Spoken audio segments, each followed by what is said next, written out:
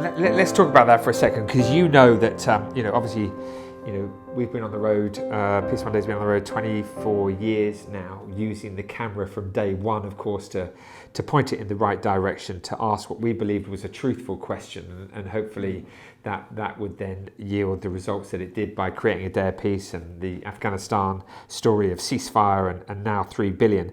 But some interesting facts, for you to know, John, was that we saw 23 billion movements in 24 hours of the words Peace Day, which was obviously incredible, and that was last year.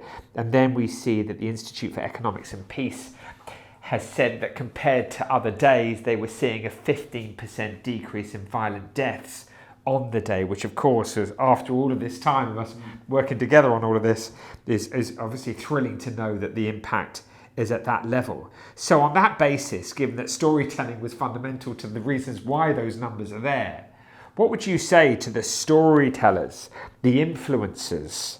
Could they play a role in the institutionalization of the day? But most importantly, to the point that you were just saying a moment ago, could they turn this around and help become part of the kind of world that we want to live in? Without question, I'm obviously going to say that. But what they've got to understand is you start with a brilliant idea. Peace One Day. It's hardly kind of something that you go, what's that? Explain it to me. What a powerful idea. And then from that powerful idea, create a story around it that brings it to life. Because it's no good just saying we all want peace one day, because we all go, yeah. But you've got to bring it to life to me in some shape or form. You might go, well, that's ridiculous, because we should be naturally responding to that.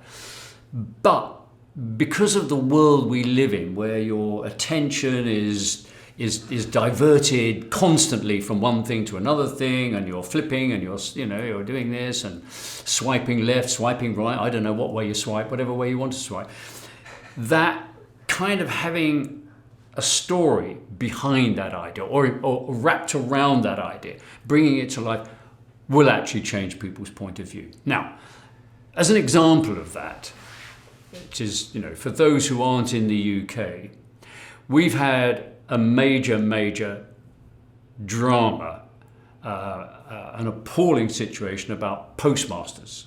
And these are the people who run little post offices in communities, and they're part of communities. They instituted a new system of accounting. The company was Fujitsu who did it, and it was proving that it was failing to recognize that these people were actually recording the right amounts of money. And so it accused them of misreporting their earnings, and they were stealing money from the post office. This scandal, it was a failure of the technology, dark side of technology, a failure of the technology. Now, it's been going on for 20 years. First came to light in, actually longer, 1998. Various people recorded it. It wasn't until there was a dramatization of this issue on independent television, ITV, called Mr. Bates versus the Post Office, that the nation suddenly woke up to it. This is absolutely disgraceful that these people, these pillars of the community, have been accused of stealing money from the post office because there was a technological blip. It wasn't them doing it. They were having to replace the money. They were selling their homes. They were having their lives destroyed. Some of them committed suicide. All of that was there. It wasn't until there was this program on ITV, a dramatization called Mr. Bates, and this guy who fought it, versus the post office. The power of storytelling. Suddenly, the whole nation is talking about this. Now, if you're not in the UK, you won't understand it, but you can go online and look it up. It's absolutely amazing. So it's a perfect example of great storytelling. And at the core of it is obviously justice, which we feel very powerfully about. At the core of Peace One Day is obviously peace, one of the most powerful things in the world. So, but what we want, and this is the sort of odd thing really, what we want are people to tell amazing stories about Peace One Day in their own way, in their own kind of, and some of those stories will really ignite the issue. So it's the responsibility of all of us in the creative industries to take that on and find a way of explaining that and talking about it, not just saying it's a date in September, you should all be doing it, and because it is so fundamental to our future. And I do believe that it's through creativity that we will solve the world's problems. Technology is an enabler, but it's through creativity and through storytelling and through capturing people's imagination that we will actually solve that. Now, I will give you I have a kind of, when judging an idea, I know you've got your wonderful 3, it's inform, inspire, engage, which I think is absolutely terrific. And we were having a conversation, and typically I said I'd do it the other way around. I'd do it, engage to start with. And I'll explain why I do that, because I have a kind of a pyramid of kind of needs. And I always think the power of 3. Good enough for God, if you believe in God. Good enough for us. And this is how I always judge an idea. And I advise people when they're looking at an idea, this is how you do it. So at the top is memorable. Right? Top of the triangle, memorable. But if it's not memorable, go home now. Just go home, pack up, go and have a cup of coffee, have a drink, whatever it is. You've failed. But if you haven't stopped somebody, what's the point? Down here at the triangle, is it motivating?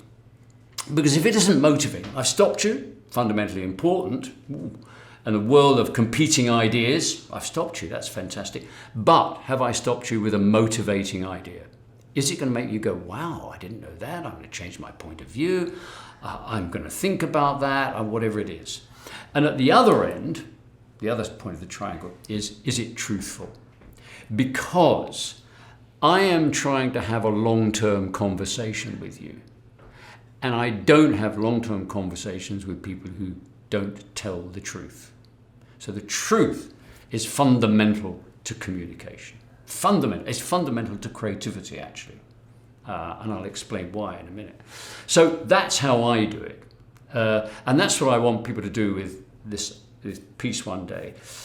An idea that is memorable, we think, wow. Is it motivating? Piece one day should be. And obviously, have you founded it in truth in some shape or form? When you do those 3 things, you get communication that really, really moves mountains.